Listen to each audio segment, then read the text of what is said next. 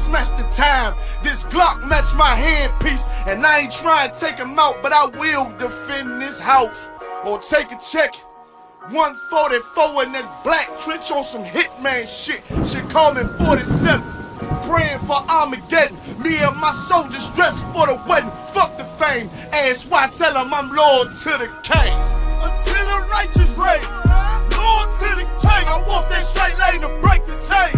Loyal to the king. Them devils can't have me, bitch. I'm loyal to the king. That's right. Bring that hot flame, you bitch ain't loyal to the king. Until the righteous reign. Loyal to the king. I want that straight lane to break the chain. Loyal to the king. Them devils can't have me, bitch. I'm loyal to the king. Bring that hot flame, you bitch ain't loyal to the king.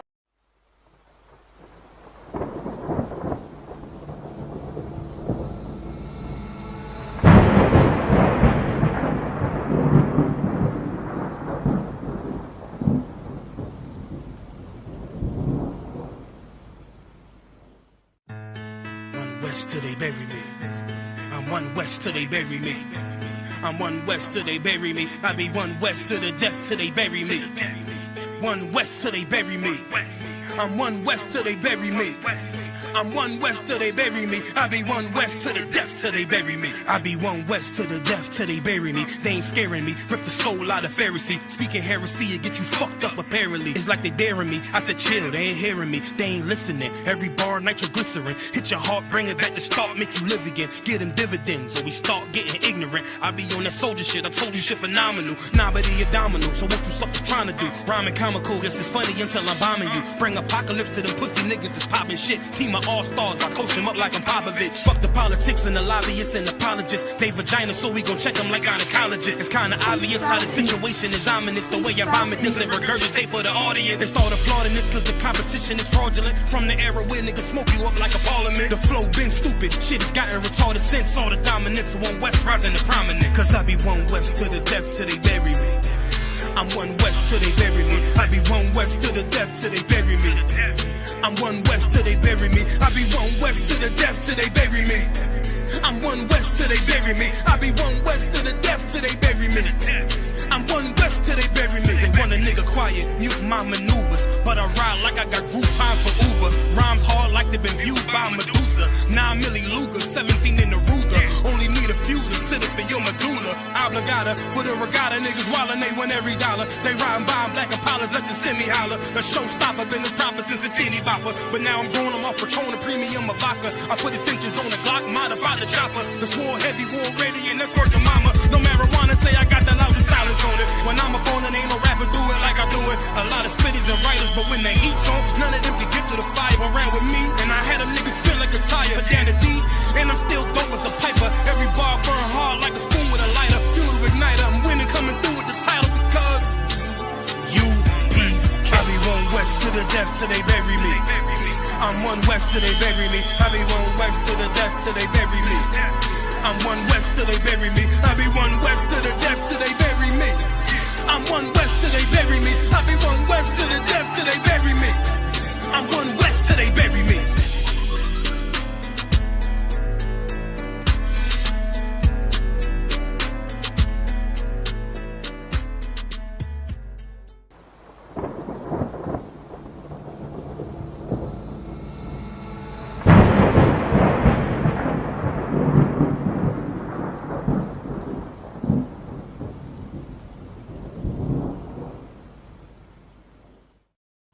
Hey, Shalom Israel, this is the Wednesday night history class. Also remember, check out Commanding Johnny Hanna's radio show, which is 2 a.m. UK time. We have one on Monday, the other one's on Wednesday. 2 a.m. UK time, we have classes here, Monday through Friday. Monday we have the law class, Tuesday the brotherhood, Wednesday the history, Thursday the scripture breakdown, Friday on the Lashon Kodash. We also have, Alban also has a show, Real-Time Revelations, 6 p.m. on Monday, 6 p.m. on Thursday. And we also have on the ends Friday, 9 p.m. Hey, Shalom, Yishmakafar. But because we're running a bit late, I'm going to get straight into my topic. Listen, man, we're going into some of the people's stories of the Windrush scandal, man. We're going into their stories, what they went through, how they was taken to the embassy, how they was handcuffed and treated like criminals, how the government claimed they lost their papers, man, how the people in the Home Office used to get bonuses, how the people in the Home Office used to get bonuses based off how much people they deported. So they looked at it as a way to make money. So while you're crying and begging them, please don't deport me, in their mind, they're going to deport you. Why? Because they're getting paid off everyone they deport, man. So I'm going to jump right into it because they're kind of slow on the time. Like Cousin always said, because it appears, she goes, because it appears they're forgotten. And it's true, England's definitely forgot, man. England had a Windrush day the other day, and they forgot the stories that happened to some of the people in the Windrush. So what I'm going to do for the next 4 weeks, I'm going to go over people's stories that was involved in the Windrush, man. I'm going to pick one person and go over their whole story like an autobiography, man. It's lucky if someone could get me this slide, Bobby Kashaw. Canada Council. In August 2015, a little over 2 years before she was detained, Paulette Wilson had received an extremely worrying letter. Well, Paulette Wilson was a sister that came from the Caribbean when she was about 10, between 10 and 12. She didn't remember how old she was, but she was in England for nearly 50 years. And then she got a worrying letter. They sent her a letter, even though she was in England for 50 years. Go ahead.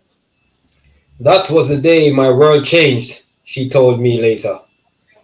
An unmistakable Midlands lilt in her voice. On a sheet of paper decorated with the Home Office logo and headed with the words, Notice of Immigration Decision. And now this sister was here for 50 years, and she got a letter through the post of Notice of Immigration. When she came over here legally, her grandparents was in England, and they sent for her to give her a better life. And she came over here legally, had the passport, the paperwork. She came over here before they passed the Immigration Act. And this is what England did. Because they know a lot of people won't have their paperwork for all them years. They said, oh, well, we can't prove you're here before, then you're illegal. And that's what they've done with a lot of them. So lucky, go ahead. The letter stated, Paulette Wilson, you are a person with no leave to enter or remain in the United Kingdom. That's what they said to her. They said, you don't have the right to remain in the United Kingdom. Go ahead. Paulette was alone at her flat in Wolverhampton when she opened it. She skimmed through the document, which was written in clunky and perplexing officialese, to try to understand why she had been sent such a distressing notification. You are specifically considered to be a person who has failed to provide evidence of lawful entry to the United Kingdom. This is what they told a lot of those black people. They know. They found a loophole and said, you know what? If they can't, we know they're not going to have their first passport from 50 years ago. So if we know they ain't got their passport and we know they ain't got the documentation, we're going to just say, well, you're here unlawfully. That's what they did to a lot of them. Because who keeps their first passport? Now, some of your passports, you lose them over time. Some of your documents, you throw them away over time. If you move in the house, you ain't going to have a piece of paper from 50 years ago. So England found a loophole to deport black people. And that was the loophole they used. They said, oh, well, you can't prove that you was here 50 years ago. Even though we've been here from 50 years ago and worked in jobs and had national insurance numbers. They don't care about those documents. They just want you out of England. So what do they do? They ignore your pleas and your cries. And these people pleading and crying, especially this sister here, so lucky, go ahead. Cut it on concept. Therefore, you are liable for removal. This was followed by a warning in alarming capitals, liability for removal. And now they said liability for removal. So now they sent her a letter like she's a criminal, like she's overstayed her stay. Meanwhile, her whole life has been lived in England because she came over when she was between the ages of 10 and 12. Now, at this time they sent her the letter, she's like 61 years old. She's 61 years old at the time that they sent her this letter. So okay, go ahead.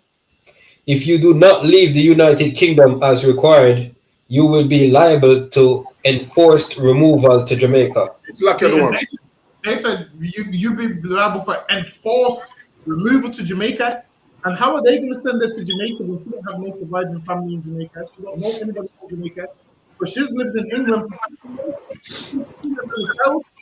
So lucky, go ahead. So like everyone, is at that time was the retirement age 60 or? I can't remember what age it would have been at that time. It probably would have been about 60. Actually, no. This is recently. So this was about 2015. So it probably would have been about 66, 67 actually. That's what. So basically, worked the people to death, right? And then told them to get piss off back to your Jamaica. So the work that used us up and then send us all back. Near enough. Jamaica, the Windrush. Yeah, that's basically what they did. Just work you to death, have you in England, and then find a loophole to get you out of England. So once they started to clamp down on immigration, the Caribbean community is the first people that they went to. They didn't go to the Ukrainians, the Romanians. They came to this sister right here, and the rest of them, she thought she was the only one going through it until her family went to the papers. And then when they went to the papers, tons of other black people came forward and said, oh, I thought I was the only one going through it. And that's how they all realized that was a scandal to get them all gone. Because they thought it was them as individuals until it made the papers. And then every Caribbean person realized they're going through the same thing. That's lucky. Go ahead. Removal is a gentler official term for deportation, a word which is technically used only when a criminal is being sent out of the country. And they use that word for criminals removal. And this is the word of criminal. She was a 61-year-old woman. She worked in the House of Commons. She done voluntary work. And she done a lot of things like that. So, lucky, go ahead. But beyond Home Office employees, few people understand the distinction, and most view a forced expulsion from the country, often with handcuffs, used as deportation, regardless of whether this is the correct terminology. The document upset Paulette profoundly, shaking her sense of who she was. That's sad, man. Imagine it shook her sense of who she was, because all this time she thought she was British because she lived in England all these years. Now they're letting her know you're not British, man. And then she's the last person that would have thought they're going to ship her away like that, because she's thinking, I've been here all these years. And this is why, listen, living under these devils, no black person should get complacent, because before you know it, they'll find some loophole to ship us out also. So, lucky, go ahead. After a lifetime in England, she had always assumed she was British and had never left any reasons to question her identity. And after all these years in England, she thought she was British, which lets you know, no matter how long you've been here, they don't consider you British. They don't consider you English. This is why every time there's black people in the news, what do they say? Deport them. Even though they're born here, the comments will say deport them. Our country's turned into this and that. Because why? No matter what, they don't consider you English or British. Right. Even though you're born here, even though you try and speak like them and behave like them, right, they don't consider you one of them. So, lucky, go ahead. This sudden official challenge to her status was horrific. Yes, so lucky, Haki, and let me get this slide. As it was surprising, it made me feel like I didn't exist. And the sister felt like she didn't exist, because she's saying, hold on, all this time I thought I'm English, I got a British documents, I got a national insurance number, I've worked in England for like 50-something years, and after 50 years, now you're telling me I'm not English and I must go to Jamaica. So, lucky, go ahead. Uncertain how to respond to this letter, she stuffed it in a drawer so she wouldn't have to look at it. And this is where the sister went wrong. She just stuffed the letter in a drawer, thinking the problem would go away. One thing with the oppressor, he don't go away. He ain't going to go away. So, lucky, go ahead. Hiding it alongside another mystifying notification she had received the week before from the Department for Work and Pensions, which stated that she was no longer entitled to any financial support because of her status. And now, imagine this. She worked all them years, and now they've sent her this letter, and now they're telling her she can't get no financial support, meaning she can't get her pension, man. That pension that she worked for, she can no longer get her pension. She can no longer get money. So if you can't get money, guess what that means? You can't pay for food, man. You can't pay your rent. You can't pay for anything. This sister was a law-abiding citizen that worked all them years. She should be entitled to a state pension. They stopped her from getting a pension, man. Imagine you get stopped from getting a pension. How are you supposed to survive? You can't, man. You're going to be homeless. You can't get no food. All of those things. So, Lucky, go ahead. Kalawan Khan. She mentioned the letters to no one. Actually, hold on. Hold on. So, Lucky, go up. I think you missed it. Read that part again, the pension. Kalawan Khan.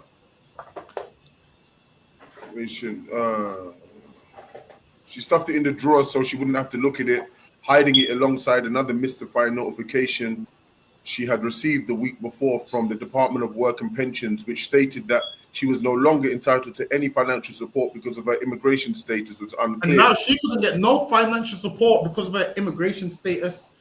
They cut off her money, man. How evil can you be? You cut off a 61-year-old woman's money that served your country, man. That's right. So, Lucky, go ahead. She mentioned the letters to no one. I was panicking. And out of shame and embarrassment, I'm hoping it would go away. She mentioned the letters to no one. Now she had a daughter. She didn't even mention it to her daughter. Go ahead. I was too scared to tell. Lucky, go ahead. I was too scared to tell my daughter I didn't know why they wanted to get rid of me. And this is the mother speaking. Now, at 61 years old, you don't really use your wits about you, but the certain elements that you can't grasp, certain things you can't grasp. No 61-year-old woman should go through this stress, man. That's Lucky, go ahead. In the days that followed, Paulette's 39-year-old daughter, Natalie noticed that her mother was behaving extremely oddly. Normally very bubbly and cheerful, Paulette had withdrawn into herself. See, so now the sister's withdrawn now. Now her daughter's noticing, yo, you're not as cheerful, what's going on? And sometimes you can see it in someone's countenance when they're going through things, man. You can see what's going on, you're upset. And she's not told her daughter, but the daughter's looking at her mom like, yo, mom, you're not as happy, what's going on? And the mom's trying to hide it from the daughter that, yo, they're trying to shit me. So I can go ahead. It was a while before Paulette steeled herself to show Natalie the Home Office letter. Natalie was as confused as her mother had been and had to read it several times. The daughter read it several times because the daughter's, as far as the daughter's concerned, she's thinking her mom's English because her mom's been here her whole life. Imagine if your mom gets a letter right now, yo, and she's going to be deported. What would you do? You're going to cry your eyes out, man. You're going to be like, damn, they're going to shit my mom, and my mom's 61 years old. What about her kids? What about her grandkids? The Home Office didn't give a shit about that, Slurky. Excuse my French. The Home Office didn't care about that one bit, Slurky. Go ahead. Karawan Khan, you have no lawful basis to remain in the UK, and you should leave as soon as possible.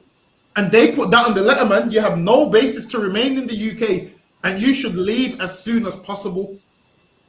And they wrote the letter like threatening, and they cut off her money as well. Go ahead. By remaining here without lawful basis, you may be prosecuted for an offence under the Immigration Act 1971.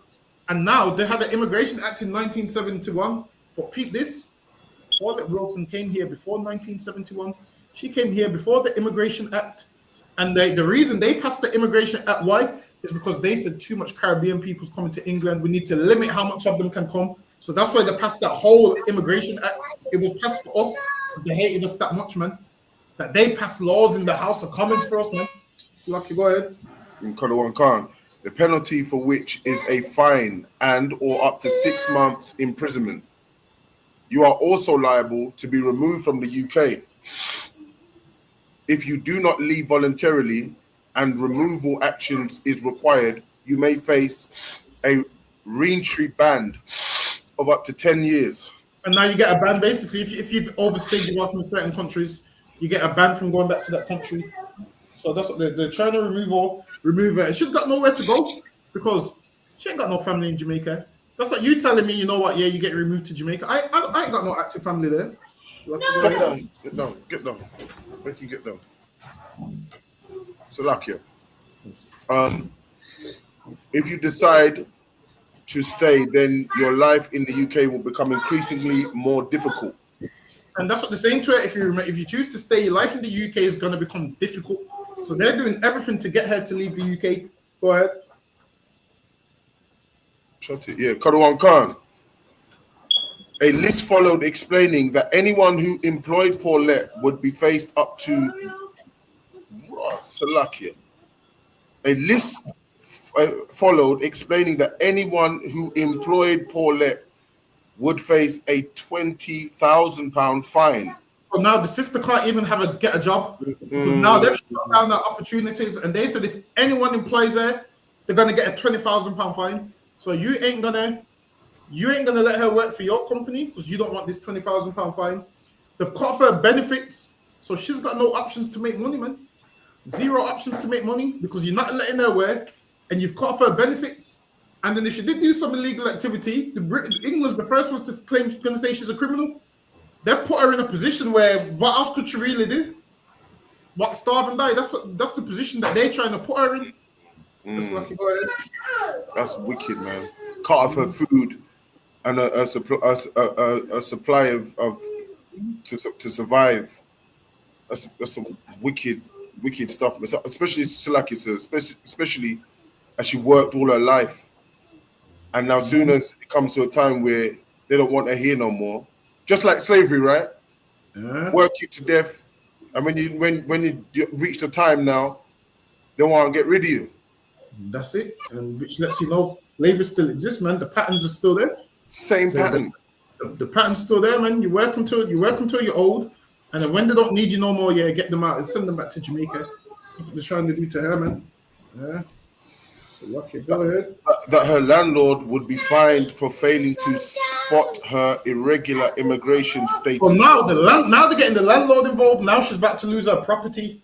Imagine that. You lose your pension. You can't work. Your landlord can't put you nowhere. Now she's about to lose everything, man. Now where is this sister supposed to go? Of course she's going to be depressed, man.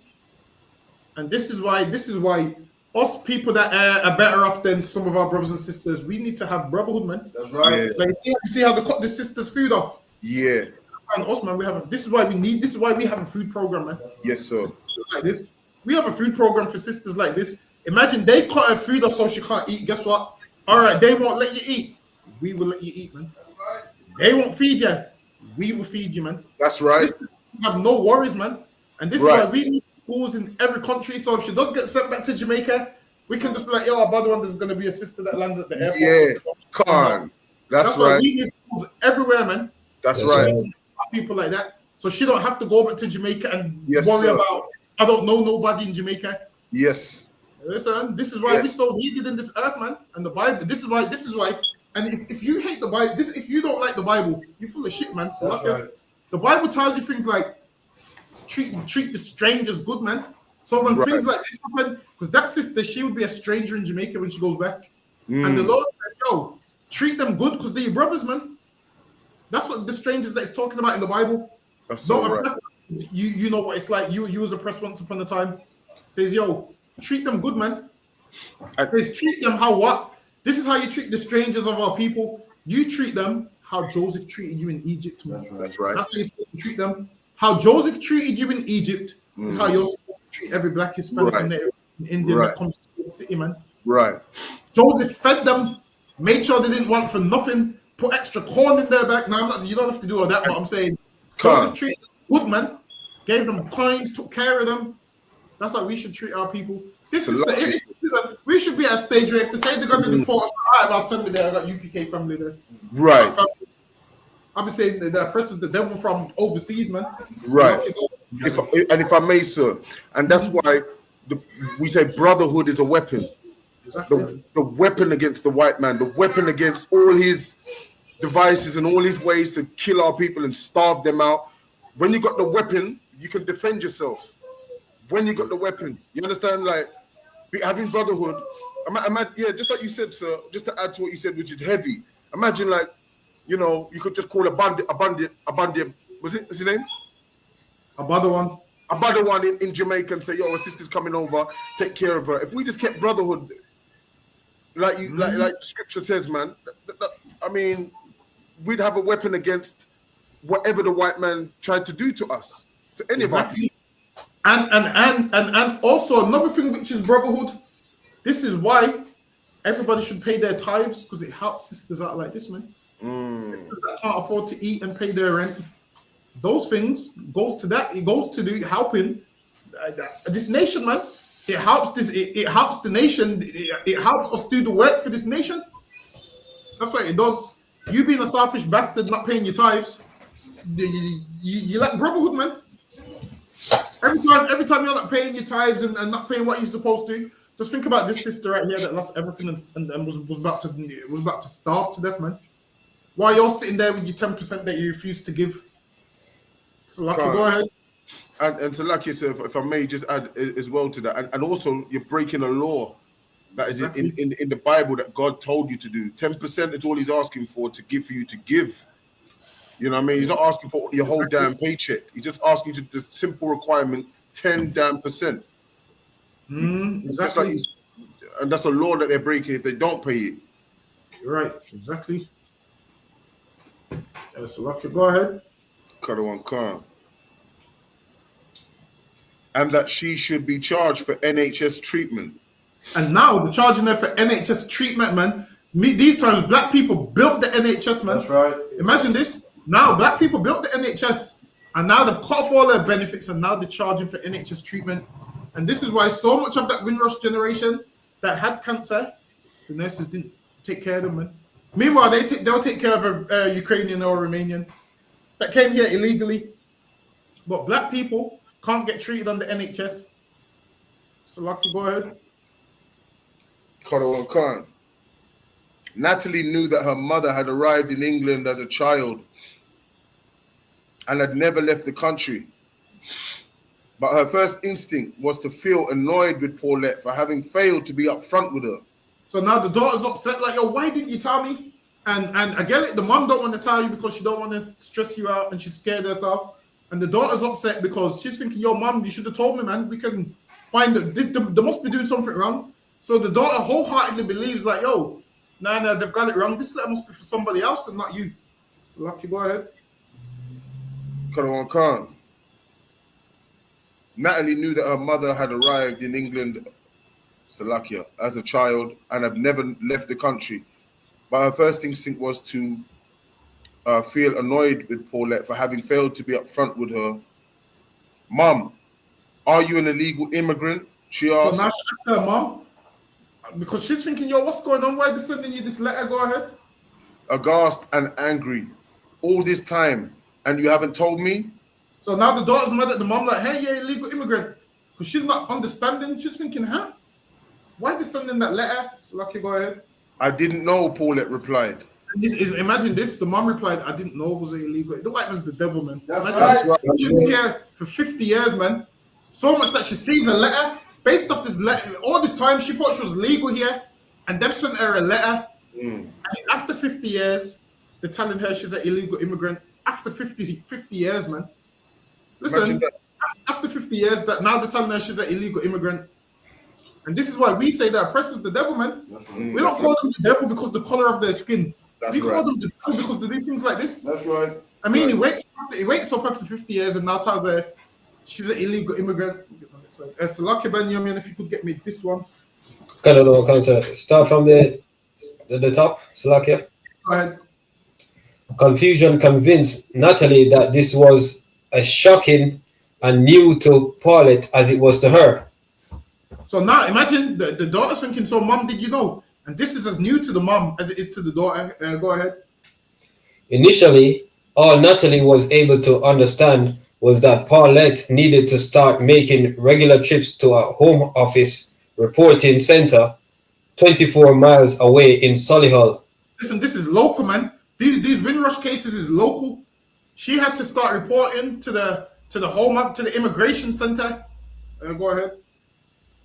She had already missed one appointment, after which another terrifying letter arrived informing her that she was liable to detention and that Imagine if that. she Missed an appointment and they said she's liable for detention, meaning they're about to lock this 61-year-old woman up, man. Before they deport you, they lock you up. And they was telling her, yo, if you miss one more appointment, we're going to lock you up. This is a 61-year-old woman. You got her traveling 24 miles. Imagine this. I'm going to tell you why that person is the devil. Let me tell you why he's the devil. All right, it's told her she can't get a job. She can't get benefits. And now she needs to pay bus fare and train fare to get to the immigration center. How's she supposed to get that money if you stopped her from getting the job? This is what else these devils do. Right. In order for them to review your documents, you have to pay them a fee, like £300. How are you supposed to get £300 if you're not working? That's right. Why? They do that. Why? Because they don't want to look at your documents. They want you to get deported, so they charge for everything, man. Now, how much was it to get a lawyer? About $5,000 for you to get a lawyer, knowing the average person can't afford that. So now the average person just gets deported because we can't afford $5,000 for the lawyer. So, Lucky, go ahead. So lucky, sorry for me, and the refugees who come on the boat over in the UK, they put them up in hotels. Exactly. They get them nice hotels, man. Breakfast, lunch, and dinner. Meanwhile, our sister Paulette gets nothing, man. Hey, she won't know the curse of this. Whereas our sister Paulette gets nothing, man. She gets a pension cut. So Lucky, go ahead. She had already missed one appointment, after which another terrifying letter arrived informing her that she was liable to detention and that if she failed to report again, she would be prosecuted under Section 24 of the Immigration Act 1971. Now they're using this Immigration Act on there now. So Lucky, go ahead. Which could lead to a prison sentence or a £5,000 fine or both. So now, imagine how you're going to find someone £5,000 when you know they got no means to pay. That oppressor, imagine the wait until she got to 60 years old to do all of this to her, man. Go ahead. The Home Office letters were written in deliberately frightening language, and I was startled by their menacing tone when Paulette showed them to me during our first meeting in November 2017. She had been released from Yarlswood a few weeks earlier. And Yarlswood is what? A detention center. They put this 61-year-old black woman in a detention center, which is like a prison, man. They put her in a prison and gave her prison clothes. And they was going to deport her. And it was their fault, man. They was going to deport her wrongfully. Go ahead. She had been released from Yarlswood a few weeks earlier after a last-minute intervention by her MP. And now there's an MP that intervened, so that's why they didn't deport her. But guess why this MP intervened? I'm going to tell you why this white devil MP intervened. Because they was going to go to the papers, and the MP wrote to the Home Office and said, yo, you don't want this media attention, just let her out. She didn't do it because of the kindness of her heart. They done it because they didn't want the media attention that came with it. So anytime our oppressor does anything, to go to the papers, man. You go to the papers, let the world know how evil England is. That's right. You go to the papers and let the world know. Let the world see what the world don't think happens. So Lucky, go ahead. But she had been told that she was still facing deportation. I was shocked by the Home Office's decision to imprison a grandmother who had spent a lifetime in the UK. Not there. They imprisoned a grandmother, man. She's a grandma, man, 61 years old. Listen, man, England is disgusting, man. That's England right. is disgusting. They imprisoned a grandma who is 61 years old. Just think of your grandma being in the immigration center. Listen, I got a grandma that came from Jamaica, man. But obviously, my grandma passed away years ago, but this could have been my grandma, man. This could have been my granddad that gave their life and soul to England, to them be treated like this in their old age. In their old age, man. Just think of every old Caribbean woman you see that pulls the trolley and they're just so cute and innocent that you see. They're just so cute and innocent, and they're just going about their day. Obviously, they believe in the wrong religion, but they're just old and you just want to give them a hug because you know what they've gone through. Yeah. And he wants to throw them in prison, man. Our elderly that we see and we say good morning to. That's right. And we feel sorry for them and be like, oh, bless them, man. This man just throws them in jail at 61 years old and couldn't care less. That's like no regard for the young and no regard for the old, sir. Exactly. That's exactly what this devil does, man. He don't care about the old and he don't care about the young. So, okay, go ahead. and to terrify her with such disturbing warnings. And they terrify them with disturbing warnings. Of course, this is going to make you upset and scared and depressed. You're an old lady and you're going to get. Imagine this. Now, if they send you back to Jamaica when you're young, you can go, find work and do stuff. But what work are you going to find at 61 years old? Who are you going to stay with at 61 years old? Who's going to take you in at 61 years old? There's not really much you can really do. You're just going back there, and when you go back there, you're just waiting to die at this stage. That's lucky. Go ahead. From the moment I heard about her treatment, it was clear that a terrible mistake had been made. But I struggled to understand how such a serious error could have happened. Why Home Office staff were persisting in threatening her with removal. I couldn't understand why the Home Office is persisting on threatening her with removal. So like Yes, you could get me that one. it's like the one. Like we were saying earlier, this is modern. This is the modern day slavery, right? So not having chains on our feet anymore or on our necks, but this is the kind of chain that we're talking about. How would you name that chain right there, other one? Because they got us by. I would just name this. I would just name this as the oppressors, the devil, man. I would name this as every treaty he makes, he breaks every last one of them. That's what I'd say. The Bible says he puts his hand forth with people who ain't even got an issue with him, man. And all their treaties, they break every single one. Every single treaty they make with people, they break. The Native Americans went through it, and the Benjamin Shaw went through it, man. Everything that he said, yeah, we're gonna do this, he done none of it, man. And now the power's been given to him. He uses his power to oppress us with it, man. And this is why once Russia and all these nations start going to war, I don't want to see a black person fighting or crying, man. I'll go back. Listen, this is what I say. Remember the deportation, man. So, That's right. I'll say remember deportation, man. That's what I'll say. I'll say, just take me down to the Home Office and you put me on a flight. That's what I'll say, man. I ain't fighting for no white man's country. Where this is people. How can a black person read these stories and how they treated us and then fight for these countries? It doesn't make no sense. Christianity, sir. Yeah, definitely Christianity. If you're fighting for these countries, you're going to die, man. And nobody would feel sorry for you. Like, nobody will feel sorry for you. That's lucky. Go ahead.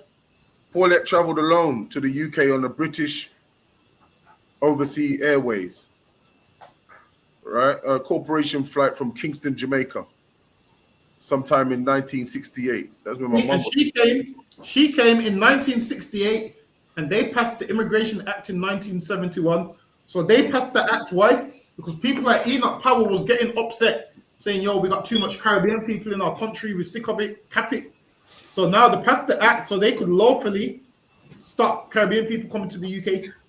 So that was the whole immigration law. It was for us. They put that in place because they couldn't stand us English people saying, "Yo, we're losing our homes. We can't get beds in the hospital because they're taking up all the beds." So you see, like now, how they treat their Romanians now. That's how they treated us.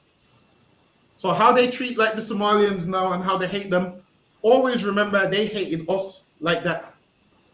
So they treated us like the Somalian before, how they treat the Somalian now.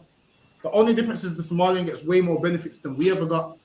The Somalian though comes here and doesn't work, whereas we did work. The Somalian comes here, has 10 babies and gets a 10-bedroom house and gets benefit for every one of those kids. Whereas our sister Paulette had her water cut off, man. She couldn't make money or none of that, man. That's lucky. Go ahead. It's lucky the one. That's if I may, sir. Isn't that the same as when Jerusalem was surrounded? Yeah. Look. Can I just explain, sir, if I could? Go ahead. Yeah. We couldn't go out for no food. We couldn't go out for no water. We couldn't go out for anything. They cut off our food supply. They cut off our water supply. Our means to survive is what I'm saying. The same kind of method. If you understand what I mean. That was like a siege. So this one here is more the oppressor just being it was being the devil then, but it's being the devil now. But that one was more like a siege where they would do that where the aim was to slaughter you and kill you and so forth. Whereas this one here, they just don't want you in England. But to cut off the food, to cut off the water, to cut off her income would be the same thing, wouldn't it? Trying to kill them. Back then in that siege, they was trying to kill you. Whereas with this one, they're not trying to kill you. They're just trying to send you back to what they call your original location. Okay, but they didn't use the same method, trying to starve her. Like also what they're doing is, in their mind, what they're doing, they think it's legal. So what they're doing, they think what they're doing is legal. So they're trying to get her to leave England. So they're saying, all right, then we're gonna cut your benefits, and then that way you go back to where you're originally from. Whereas the last one, they was outright trying to kill you in the siege. So it's slightly different. But I get what you're saying, but it's different. Okay. She doesn't know the precise date. Salakia? Yes, Lucky, go ahead. She doesn't know the precise date because all the adults who were responsible for looking after her then are now dead. So now all the responsible adults that was looking after her are now dead. Now, speak to a 10-year-old and you think a 10-year-old 50 years later is going to remember that she came in 1968 and the date and the time and where her passport is. A child is not going to know those things. She was a child when she came to England. So of course she's not going to remember everything because she's a child. A child is thinking about what children do. A child ain't thinking about adult documents. So Lucky, go ahead. And there is no one else she can ask. See, and there's no one else she can ask. Why? Because when she came at 10, everybody else, she's old at this stage. She's 61 at this age, and everybody else is dead by that stage. Her grandparents that she lived with, dead. Her mom, dead. Everyone's dead at that stage. That's Lucky, go ahead. She doesn't still have her plane ticket, of course, and doesn't have a diary chronicling this life-changing event, unsurprisingly. And she isn't even entirely sure if she was 11 or possibly 12 when she arrived. See, and she didn't know, and she wouldn't know. So the Home Office asking her these questions, knowing she's not going to remember. They waited all these years, knowing the people that brought them over is going to be dead, and these children ain't going to have the answers to their questions because they ain't going to have the documents. There was children at the time. Now, if I asked you for a document that you had when you was 10, you're going to look at me like, huh? Listen, most people don't even know where their national insurance number card is. I'm sure you get one of those in your lifetime. See, you get one. Now, if you lose that, you're pretty much done. And I've lost mine, so lucky I say. So, if I ask you, like, when did you get your measles? What date? Exactly. Nobody don't know. We don't know nothing. None of these stuff. Right here. Let's lucky, go ahead. She just knows it was winter and extremely cold when she stepped out of the airport. It had been confusing. It had been a confusing 24 hours. Her mother had taken her to the airport in Jamaica. She was so overwhelmed. Salaki, I have to. You got a mic problem. Your mic's beeping. Yeah, Salaki, I was on mute. Salaki. Oh no, you got a mic problem. Your mic's beeping. No, it's not. It's the food. The food's burning. Salaki. No, sir. Go ahead. Yeah, You need to handle it. Yeah, if I could, Salaki. Yeah, go ahead. Go handle that. Go handle that. Salaki, go ahead, Benjamin.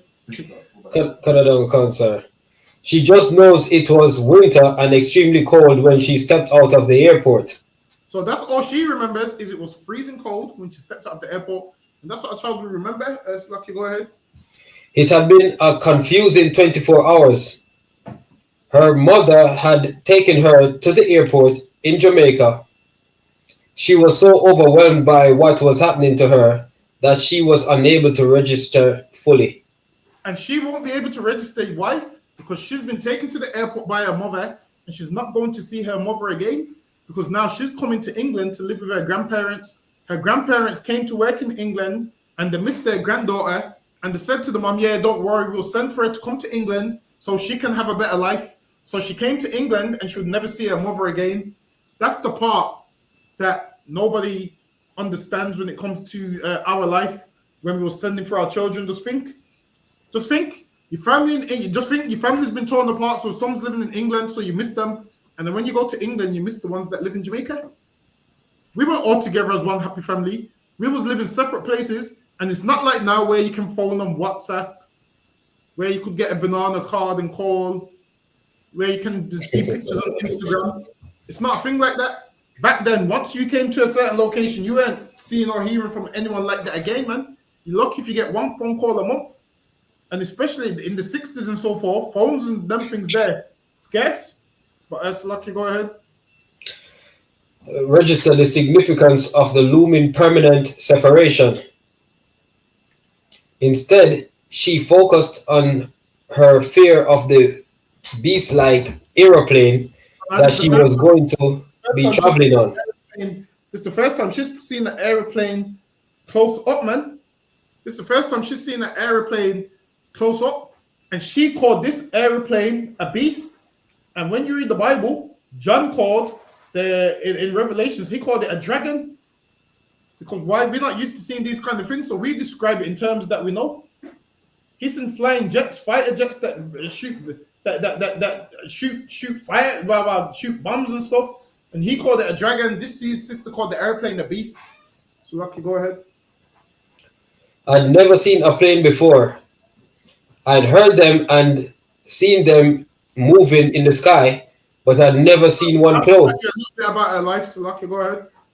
It looked like a giant truck that was going to have to fly. She doesn't remember anyone explaining why she was going. She just has a dim recollection that it was accepted unquestioningly that she was leaving her mother in Jamaica so she could have a better life in England. And now, she didn't know why she was coming to England. She just remembers that they said, when you're going to leave your money in Jamaica, your mother in Jamaica, so you can have a better life in England. And back then, that's what Caribbean parents used to do. Like, they realized how hard their life was in Jamaica. And they said, you know what? I want my children to have a better life than me. They put their children first. They said, I want my children to have a better life than me. So what I'm going to do, I'm going to send them to England with their grandparents so they can have a better life. You know why? Because Jamaicans thought England was heaven. They thought England was heaven and it had gold pavements. And they thought it was so great and it was an opportunity to make money. So they thought, you know what, we're going to send our children there so they can have a better education than we had. Not realizing that in England, the oppressor is the devil, man. Not realizing in England, they hate and kill and oppress black people. They didn't know that side. They just thought England was a place where it's great and their children are going to be better off. Not realizing England is a shithole, man. That's right. Listen, I'll say that in the Home Office, England is a shithole, man. And this is why Russia needs to hurry up and get involved. Russia and Taiwan and all these countries need to hurry up and get involved, man. So once that smoke clears, I can see the kingdom. Once that smoke clears, I can open my eyes and see the kingdom. So Lucky, go ahead. For much of her early childhood in central Jamaica, Paulette's grandparents had raised her because her mother had only been 17 when she was born, so and not ready to look after her. Her mother had her at 17 years old, so now she was younger herself. So now the grandparents said, send her to England. We'll take care of her in England. Because the mother had her young, and obviously she can't really sustain her because in the Caribbean, they give all the jobs to the East Indians. So they gave all the jobs to the East Indians, and she couldn't sustain her. So now she sent her to England for a better life. Yes, Lucky, go ahead. Paulette's grandparents had raised her because her mother had only been 17 when she was born and not ready to look after her. But Isaiah... The mom had her young. She had her at 17 and wasn't ready to look after her. So grandma's was doing what grandma does. Listen, the best babysitters on this earth is a grandma, man. Grandma is the greatest babysitter of all time, man. Hey, nobody talking to grandma's babysitting. Right. Listen, grandma will give a 3-month-old baby cornmeal porridge, man, and the baby survives. Listen, listen, them Caribbean grandmas. Listen, have you ever seen a better babysitter than the Caribbean grandma? Never, man. Yeah. You ain't gonna get a better babysitter than that. Them grandmas is loving, nurturing. So Lucky, go ahead. Some of the methods is crazy when they hang the baby upside down and stretch them by the neck. You still got all of that, right, Benjamin? Can't, sir. The stretch the baby's arms, hangs the baby upside down, and the baby survives. That's Lucky, go ahead. Can't, sir. That's Lucky. Silakia, that's it, sir. Oh, I thought you were going to say something. Silakia. But Isaiah and Zanika had left to work in England when Paulette was 7 or 8. Zanika, in particular, had missed Paulette terribly and So had. now, so now Zanika is her grandma. So Zanika is Paulette's grandma. She was in England and she missed her granddaughter. So she sent for her granddaughter. Go ahead.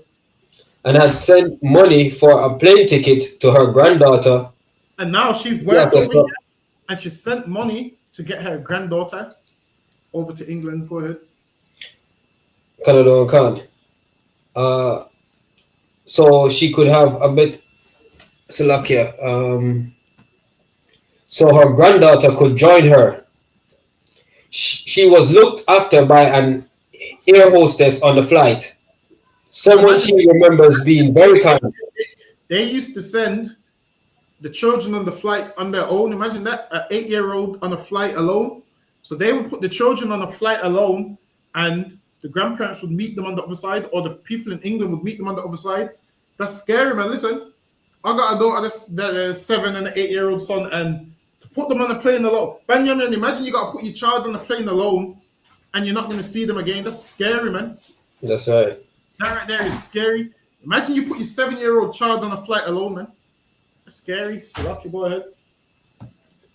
Canada and Khan, sir.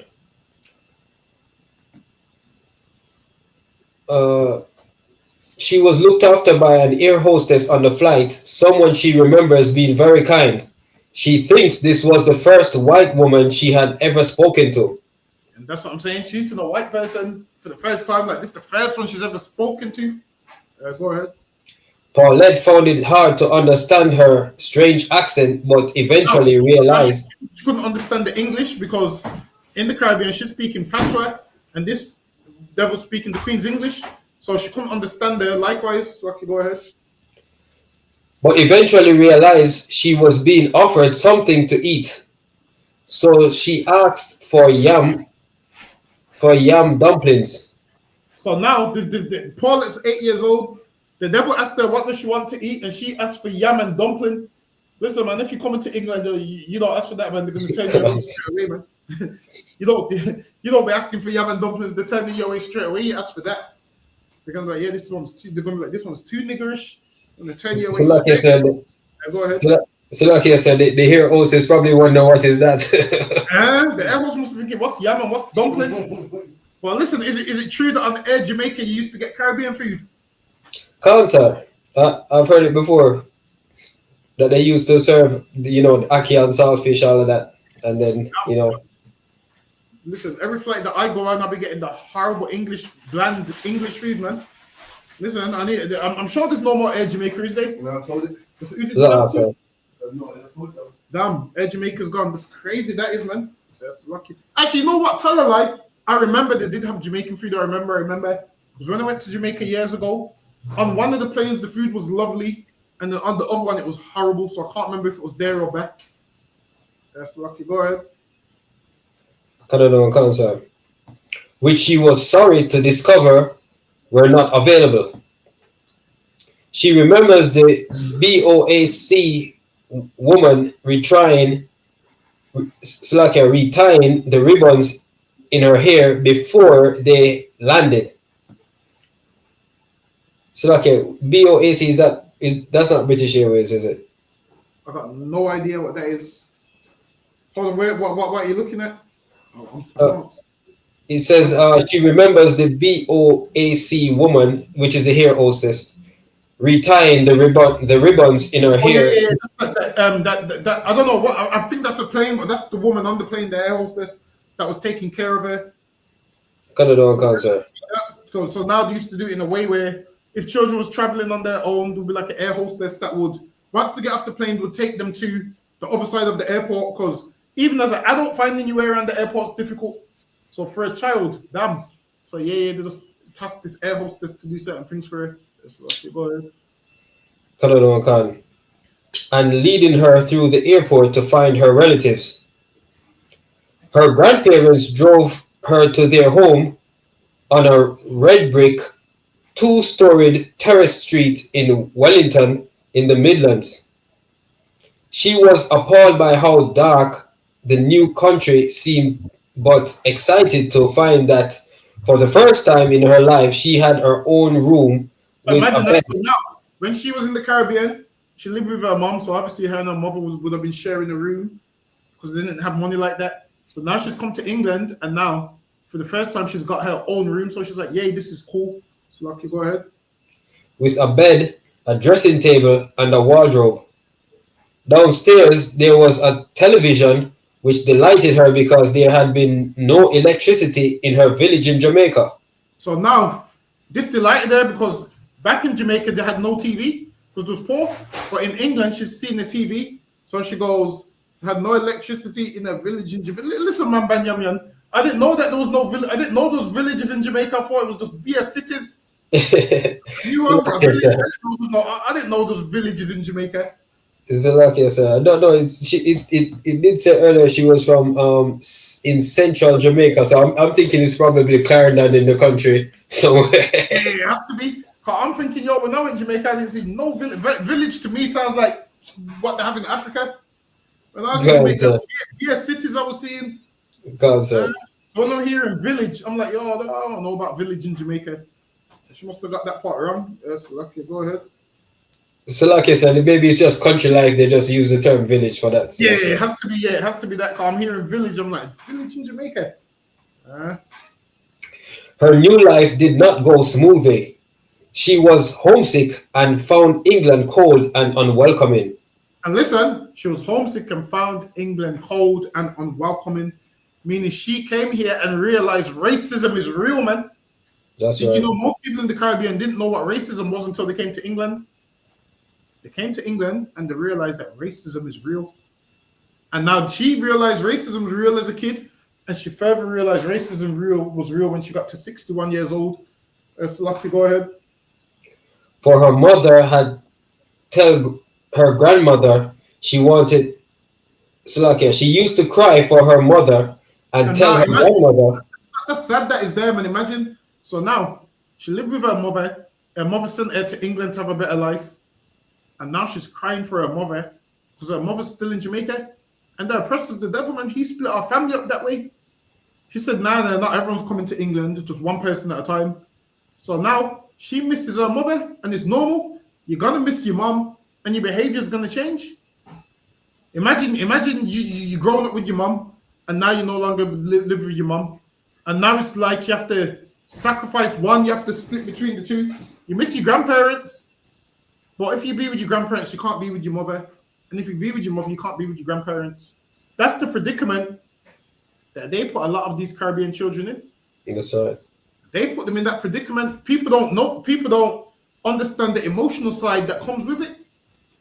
They just read it, oh yeah, Windrush, yeah, they came to England, nah. What about the emotional part that people fail to factor in?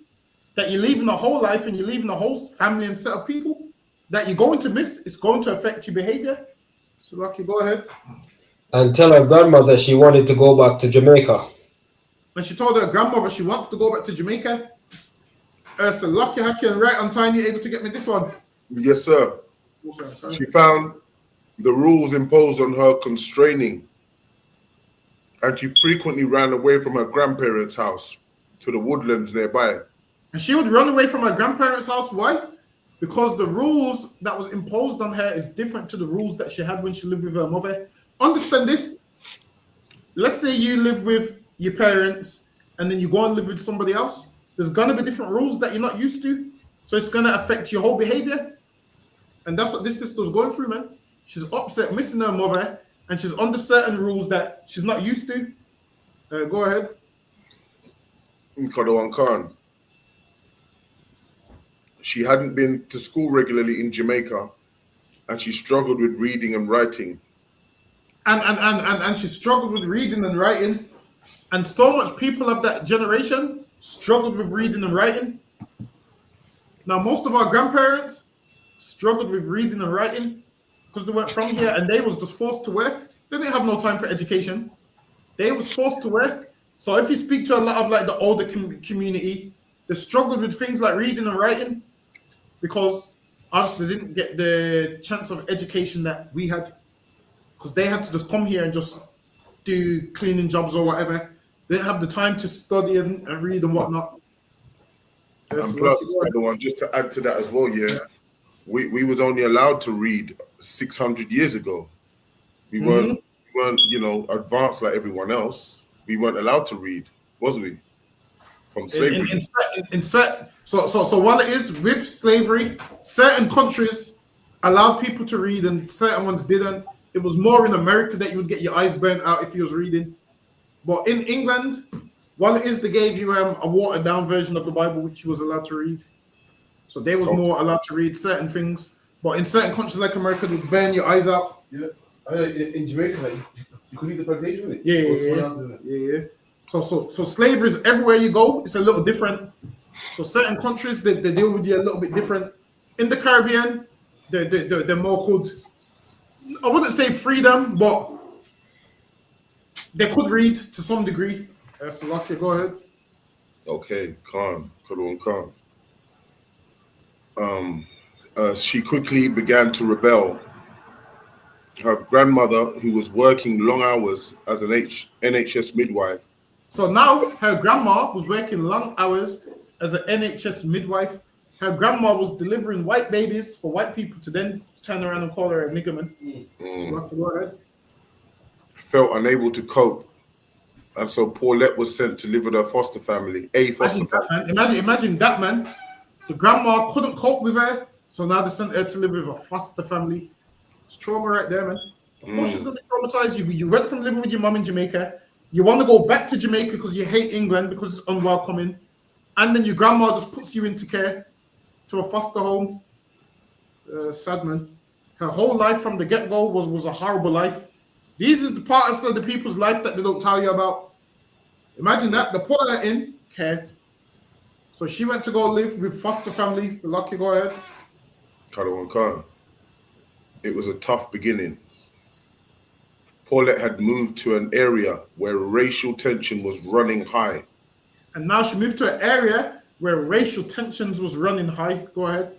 4 years earlier, in 1964, the nearby town of Smithick had witnessed the worst racist general election campaign in British. And now Smithick's down the road, man. And they said it had the most racist campaign in history, man. Go ahead.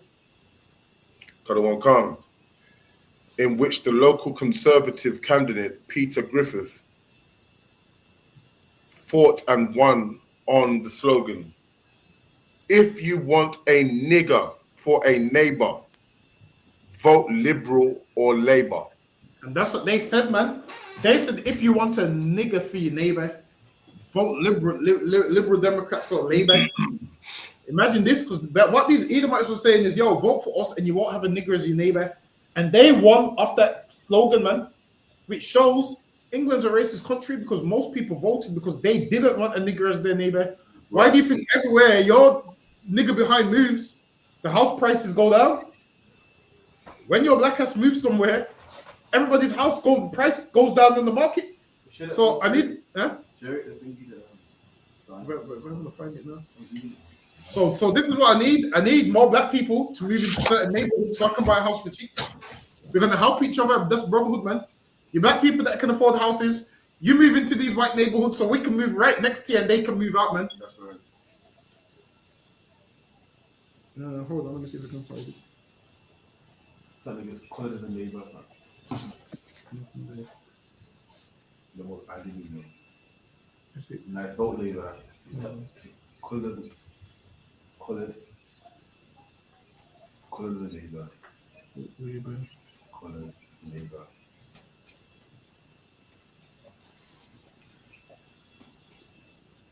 There it is. All right, so this is the sign right here. Hold on, bear with me. This is it. Face the facts. If you desire a college for your neighbor, vote Labour. If you are already burdened with one, vote Tory. So what they're trying to say is there's too much niggas in this country and we're sick of them. If you're burdened with them, vote for Tory. And they said if you desire a college for your neighbor, vote Labour. So now they're mocking Labour, and guess what? Labour was a racist party anyway. All of them was racist parties anyway. All of them politicians was racist. They said if you desire equality for your neighbor, vote for Labour. Hold on, bear with me. Salaki, go ahead, Hakan. Kadawan Khan. Paulette had moved to an area to a nearby smooth general election campaign. Right. Okay. The American civil rights activist Malcolm X traveled to the town in 1965, just 9 days before he was assassinated, because he had heard disturbing reports of the way Black and Asian residents were being treated. Listen, man, Malcolm X, if he came for the black people, I'd be like, yeah, cool. But don't come for the Asians, man. He came because of the way they was being treated. So he came to, speak to them 9 days before he was assassinated. Salaki, go ahead. He visited one street where some locals were calling on the council to make housing available to white families only. See, people forget this racism that happened in England. They wanted housing for white families only. So do you know how hard it was for black people to get houses? Hard for black people to get houses, man. So much that there was some black men that set up black houses, man. They started building houses for black families. They started building houses and renting out houses for black families. Didn't they burn that down though? Nah. So now they started building houses for black families, and the oppressor don't like that, man. So what did the oppressor do? They make deposits on the houses so high that black people can't afford to get the deposit. So now you would go to the bank and you would say, can I have this deposit to buy the house? Because you have to get a deposit from the bank to buy a house. And the white man would say, we can't give you a deposit. So they wouldn't give you a deposit, so you couldn't buy a house, man. They wouldn't give you the deposit, so you couldn't buy a house, so you could keep on renting. So now you see, because black people couldn't get a deposit from the bank, tons of Caribbean people came together and set up a thing called the partner, and that's the origin of the partner. I didn't know that, They came together and said, you won't give us a loan from the bank. We're going to start a partner where we're going to give each other money so we can get the deposit for the house. And that's why you have a partner today. That's the breakdown on a partner. Most niggas don't listen. Come to UPK for the breakdown. You can find out the breakdown on a partner, man. Listen, so like say that again. Like the one right up until today. I remember when my nan was alive, bless her soul. The man used to come to the door. And I didn't know what it was. She said the partner. She got to go and pay the partner, or I think she might have to pay £10 or something. She had to pay the £20. I can't remember. I think she had to pay something to him or write something down, and I didn't know that's where it come from. Right until this, I didn't even know. I didn't even know partner. Right. That's where it comes from. Wow. So they say for that reason. Wow. Black people set that up. Yes. Wow. I didn't even know that. So they call it partner. I think partner is meant to be partner. I'm sure it's meant to be partner, but you know how black people talk. That just shows other one, when we come together, we can do something together. Exactly. Oppression makes us do things together, man. You don't want to give us a loan for the house? Well, F you, devil, we'll set up a partner. That's right. And so it worked. And it worked until some people started to rob the partner, man. Oh, that's disrespect. Everyone would know, the partner man's walking around with such and such his hand today. That's what they call it. They call it a hand. Such and such is getting his hand today. So now, niggas being niggas would wait and rob the partner, man. So now everybody's money's gone. So now all the people in the partner would have to come around and be like, yo, did you put your hand in it? Did you rub it yourself? And that comes from oppression and a lack of brotherhood. But with this partner, guess what? The deposit that they didn't want to give us, we could all set up our own deposit with the partner. Listen, man, I'm gonna ask Captain Mashak, can I run a partner just to keep the culture alive? I'm asking, can we do a UPK partner just to keep it alive? Yeah. We're just putting a little £20 or £10 a week. That might work. One person, someone gets their hand, and you get me. I'm gonna see if we can run it like that. Yeah, that would be heavy. Run a little partner to remind us of the things of where we're coming from. And the scripture that comes to my mind with that one is, gather yourselves together, O nation not desired. Listen, Haki, and you know what came to my mind? You doing the TikTok on the pod, Mr. Lucky. All right, then no sir. Cuddle one can't, sir. Will do, sir. That came to my mind. I'm gonna need the TikTok. I'm gonna need the TikTok on the pod, man. Cuddle one can't, sir. Most of that, guys, listen. If that don't get some views, I don't know. Yeah, most people don't know the origin of the pod, man. Can't. I didn't know that, but I'll hit you up afterwards if you want. Yeah, man. I'll get that done, sir. Listen, that's the countries. For real. I'm trying to give it the name Podner. So, Lucky, go ahead. Cuddle one can't, sir. He visited one street where some of the locals were calling on the council to make housing available for white families only. In the year 1968, the year Paula flew to England, the Conservative Shadow Health Minister Enoch Powell delivered his Rivers of Blood speech on the 20th of April, dwelling in an agitated detail on the arrival of West Indian children like her. Now, Enoch Powell was mad at the arrival of these West Indian children. Like, they hate black people so much that to see you arriving in their country, they just hated it, man. They just hated the simple fact that you're arriving in their country. Hated it, man. So much that Enoch Powell's making all these racist speeches about it. That's Lucky, go ahead. Cuddle one can't, sir. West Indian children like her in the constituency of Wolverhampton South, which he represented. Wolverhampton down the road, man. Lucky, go ahead. It almost passes belief that at this moment, 20 or 30 additional immigrant children are arriving from overseas in Wolverhampton alone every week. So he was mad that black children, 30 of them, was arriving alone in Wolverhampton every week. And he's mad saying, yo, why are we letting all these black people into England? Lucky Banyamin, if you could get me this one. He claimed that residents had found their wives unable to obtain hospital beds in childbirth. Now, Enoch Powell's lying now. He's saying that, these Edomites' wives can't get hospital beds because these black people are taking up all the space and so forth. And these times, you got the East Indians rinsing the NHS service right now, man. Rinsing it. Nothing wrong with them. They just go to the doctors because the board. They go to the doctors because the board, and they demand at us. Whereas, what you find is black people hardly go to hospital. Black people are afraid to go to hospital. Listen, black people are so afraid that something's wrong with them and they'd rather not know. They'll be like, yo, as long as I don't know, I can't deal with the stress. That's right. We ain't taking up no hospital beds like they say. Yes, Lucky, go ahead. Their children unable to obtain school places. Their homes and neighborhoods. Children can't obtain school spaces. Go ahead. Their homes and neighborhoods changed beyond the recognition. Now they're saying their neighborhoods has changed beyond recognition because we're there. Go ahead. Their plans and prospects for the future defeated. Those whom the gods wish to destroy, they first make mad.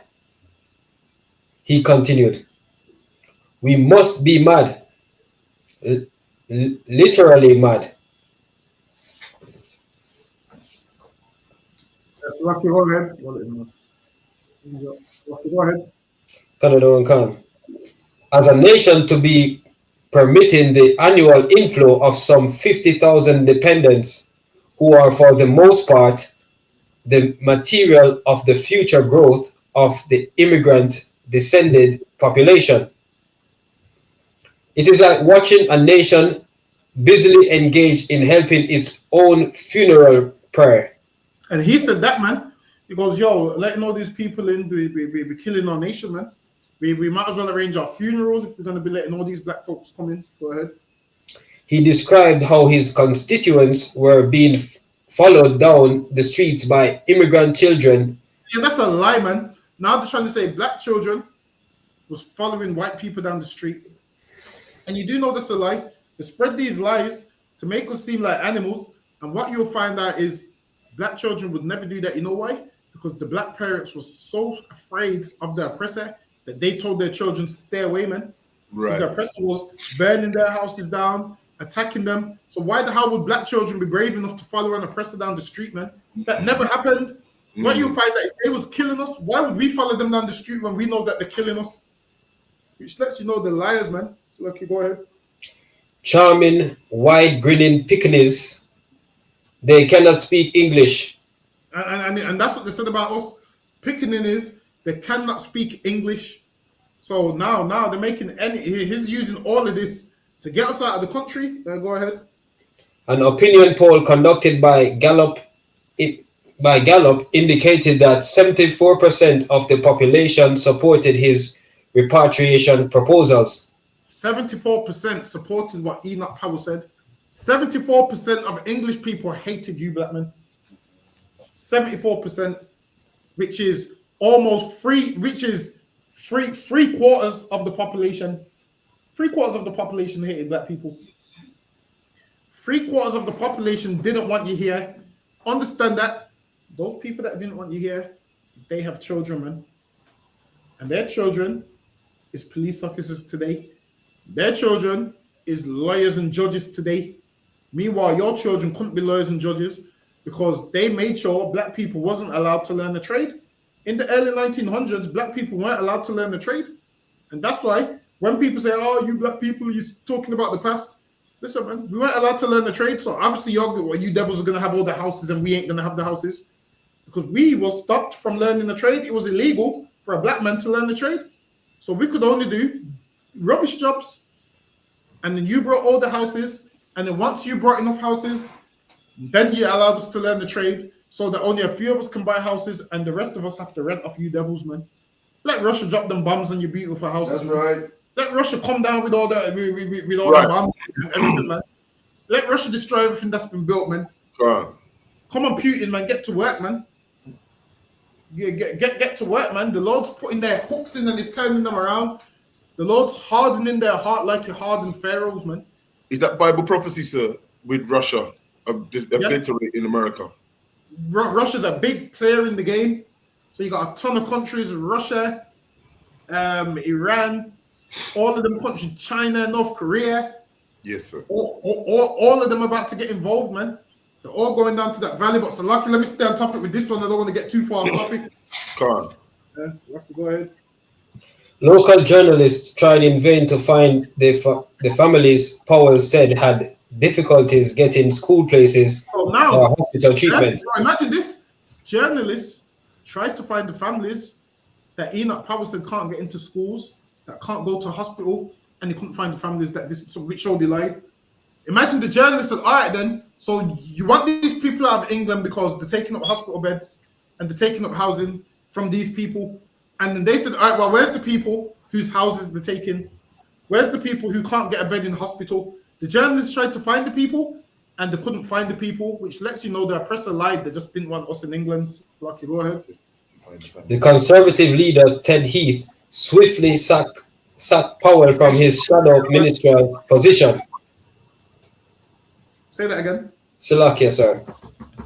The Conservative leader, Ted Heath, swiftly sacked Powell from his shadow ministerial position. So now they sacked Enoch Powell because what you got to remember is after World War I and World War II, countries didn't want to appear racist because every country was looking at them in a certain way.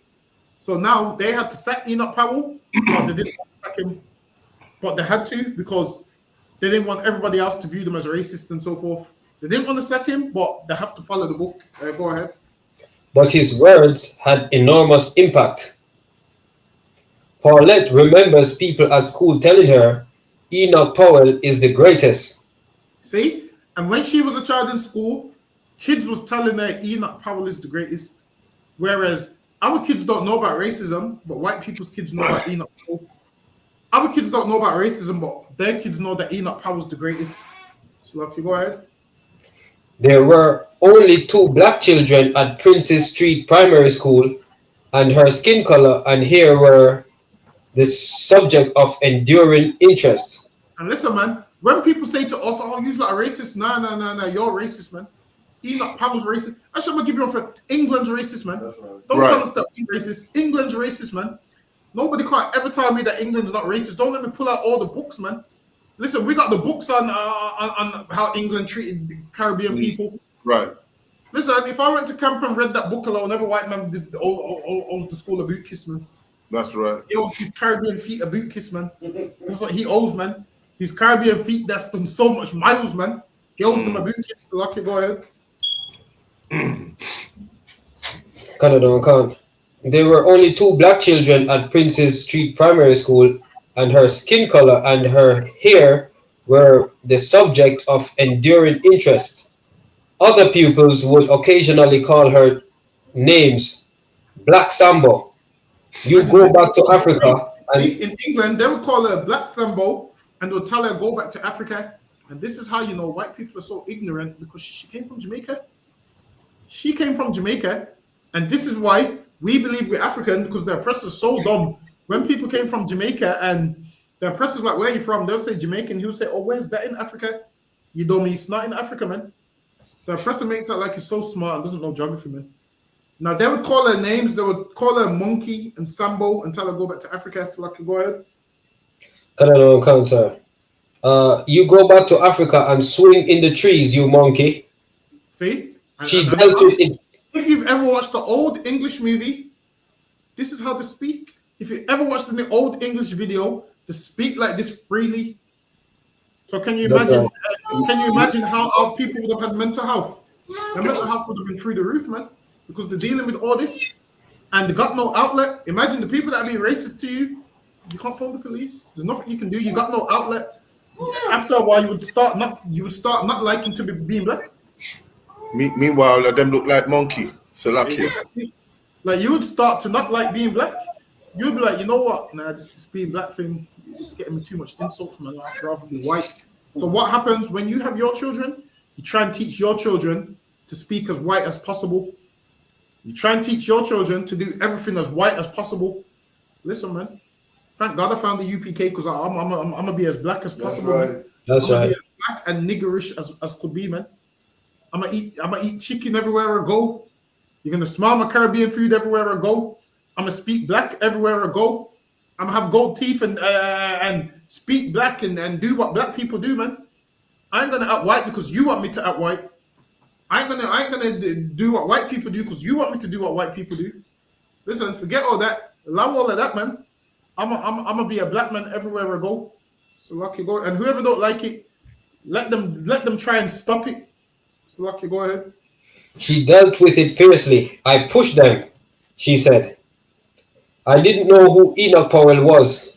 Imagine this. So she didn't know who Enoch Powell was, but the white people did, which shows those English parents teach their children racism. They teach their children Enoch Powell's the greatest. Meanwhile, we don't teach our children Enoch Powell's the devil.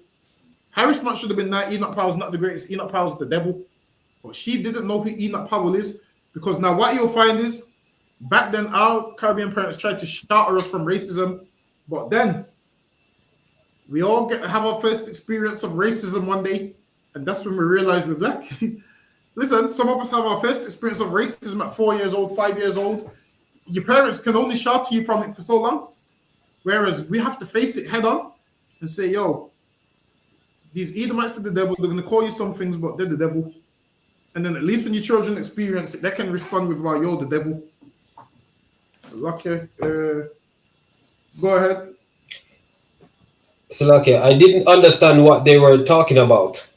And she didn't know who Enoch Powell was, and she didn't know what they was talking about. But they was being racist towards her. They was being highly racist towards her, man. Hold on. So lucky Banyam, you're able to get that one. I think Hakim's away from his computer. Sir. Sir, before, if I may, you know when it said that she was in a foster, she got fostered. I'm not sure if when she was in school, that was the time she was being fostered. Salakia? Yes, it would have been that time. Because we're not sure. I'm not sure if it says how long she was with the grandparents before she Went into before care. they fostered her, right? They put her into foster care. Salakia. Yeah. So it would have been around. You're right. It would have been around that time, because when she was with them, she wasn't going to school. So I think once she got fostered, that's when she went and started going to school. But Salakia, I want to know who fostered her, if it was devils or not. Salakia, go ahead. That's where I was gonna say, Salakia, sir, because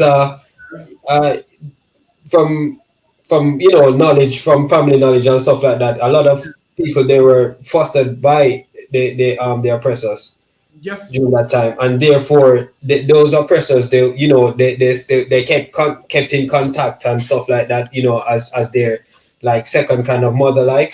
So okay, for me. Yes, you're right, and it makes sense because I doubt any black people's going to be fostering during that period of time. So it makes sense these devils fostering black kids and teaching them white ways, man. But you know what? She has a daughter. I might have to see if I can reach out to the daughter on Facebook and ask her about her mother's experience. Cause yeah, she's got a daughter. I think she's in the Midlands somewhere, from what I remember. Because if such the case, then her daughter, she would call it the foster parents like a grandparent. Yes. So okay, so. Yes, that's who should have known. So yeah, if anything, the daughter probably won't think all Edomites are bad because maybe Paulette was fostered by Edomites. Canada cancer. So yeah, she won't think they're all bad. But yes, so okay, go ahead. 2.5 years later, at the end of October 2017, I had an unexpected email from the charity headed urgent, imminent deportation of a lady who has been in the UK. So now they're trying to get her help because now back then that was a backdrop of her life. Now we fast forward 2 years later. This is right. This is like 2 years after she received the letter. So now they're trying to get her help so she don't get deported. Yes, Lucky, go ahead. Urgent, imminent deportation of a lady who has been in the UK for 49 years. Imagine that, she was in England for 49 years, man. She's been in England longer than I've been alive, and they're trying to tell her she's not English. The oppressor is the devil, man. So Lucky, there's no other way around it. Yes, Lucky, go ahead. The email asks if I could look at a very urgent case of a deportation that we are hoping to prevent.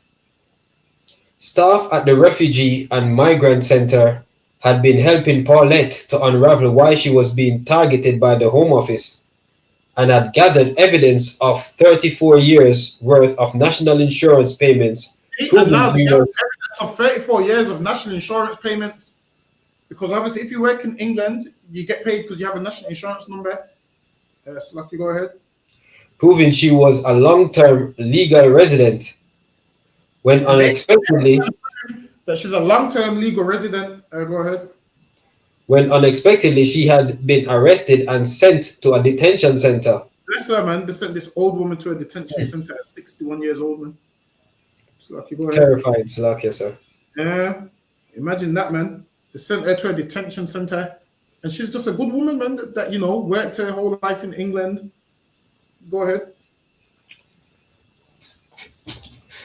Arrangements are going ahead for her to be deported imminently. And they was going to deport her, man. So Lucky, go ahead. Regardless of the evidence that she has the right to live in the UK. And this is the white man for you. Regardless of the evidence, he don't care about evidence, man. He don't care. He was going to deport her regardless, even though she's got the right to live in the UK. Go ahead. So Lucky, sir, if I may, a few years ago, I had an indefinite leave to remain in the UK, right? And I think I've had that from a long time, from the early 2000s. And in 2013, I think they changed the rule that you needed to have a biometric card instead of the indefinitely leave to remain in the passport. So what they would say to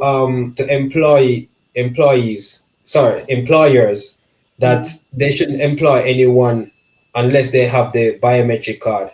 Damn. So if you didn't have the biometric card, you can't get a job in this country. I think they're trying to change it now. And you know what's crazy about that? What's crazy about that is they're telling people don't employ anyone with that. You know why? Because they want you to commit crime, so it's easier for them to deport you. You're trying to work legally, and they say, no, don't employ them. So in order for you to eat, obviously, some people's going to say, you know what, I need to fund. So they're going to commit crime, and then the oppressor then labels you an animal and removes you straight away, man. The oppressor is the devil, man. He knows what he's doing. When they stop your money, they want you to do other things so they can lock you up. And sometimes we don't see that. We just see it as you need to eat, and this is why Commanding General Johanna is doing an amazing job. Got a food drive going near enough every city, man.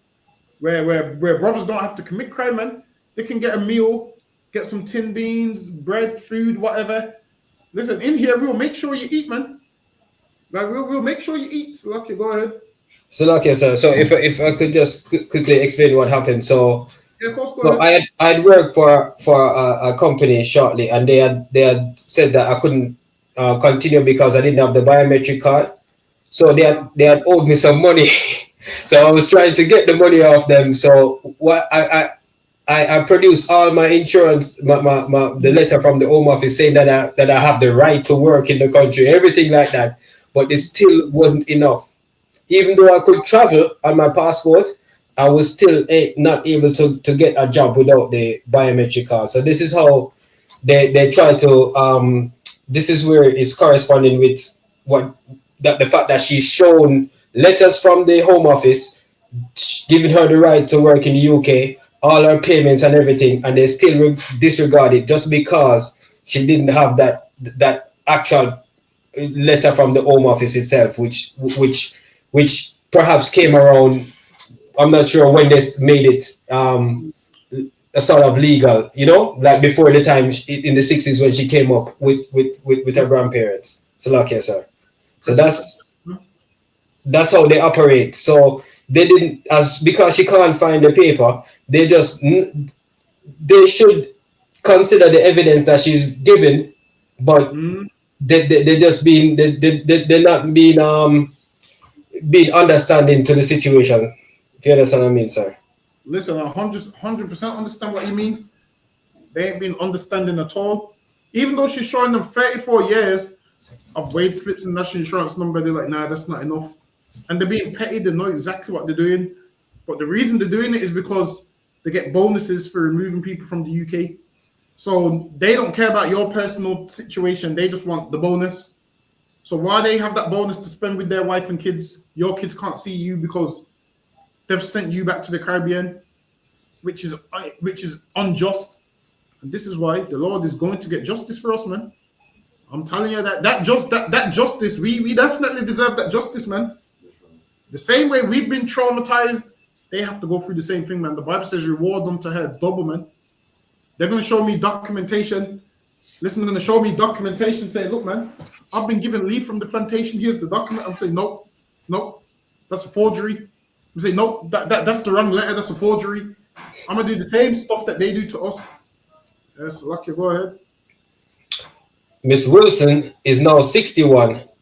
She has never returned to Jamaica and is distraught at the prospect of being separated from her family and sent to a country where she has no connections or support.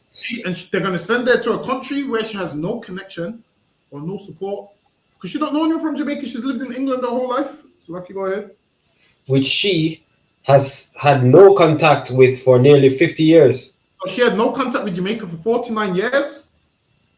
So lucky, go ahead. But news that a woman who had been living here for half a century, who had attended primary school in Britain in the 1960s, had now been classified as an illegal immigrant and sent to Yardswood. 1960s and she went to primary school here, and now they're calling her illegal immigrant. Yes, lucky, go ahead. And sent to Yardswood, a notoriously unpleasant 400-bed women-only immigration detention center run by the vast private outsourcing firm Serco. And Serco have prison vans, man. So lucky, go ahead. Was really unusual. I had visited Yardswood in the past and interviewed inmates, many of whom had endured long periods of incarceration, often with no clarity about when they would be either released or removed from the UK. Undercover filming in 2015 caught guards expressing world-wearing cynicism about the desperate behavior of detainees.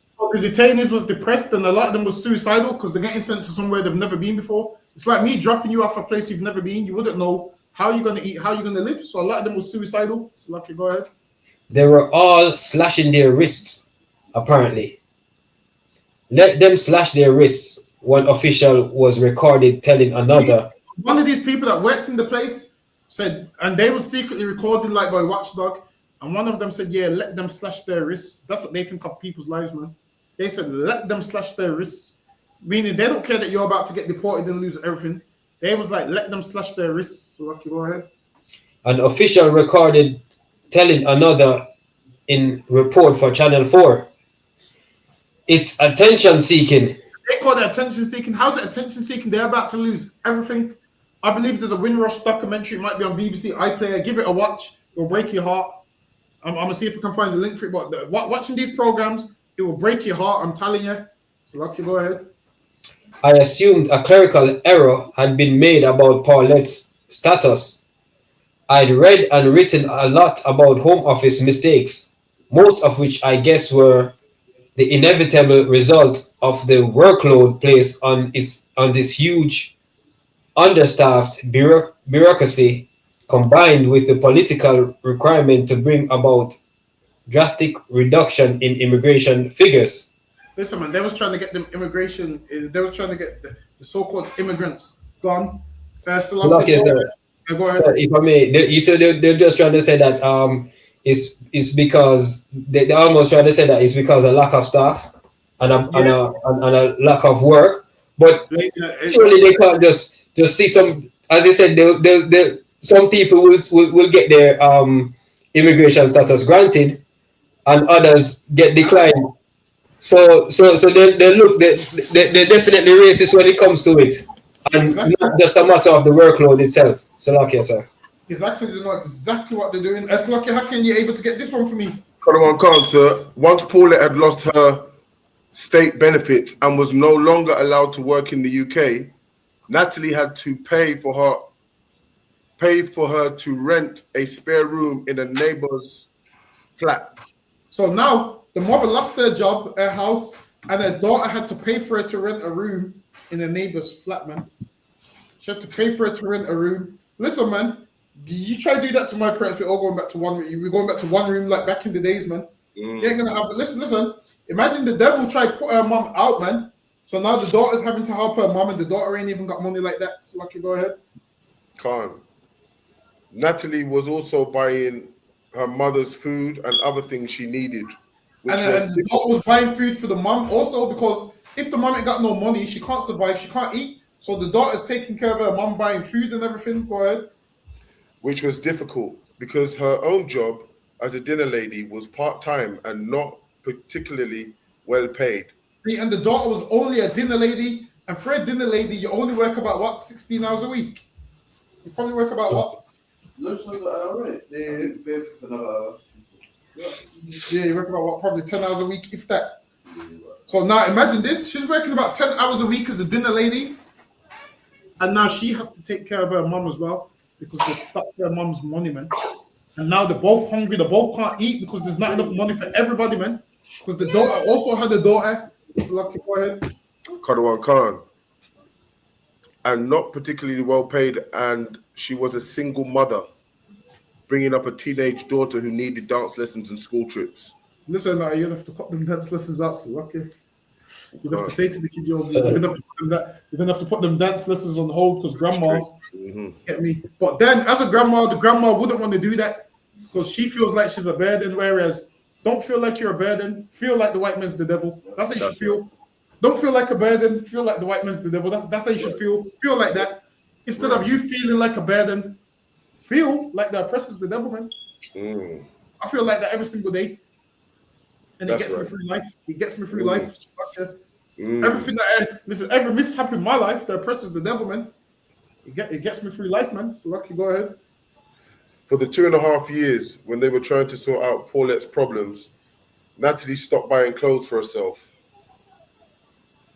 There were times when I went without eating, Natalie said. So the daughter couldn't afford clothes for herself. Why? Because she has to use money to pay her mother's rent for her mother to stay in a spare room.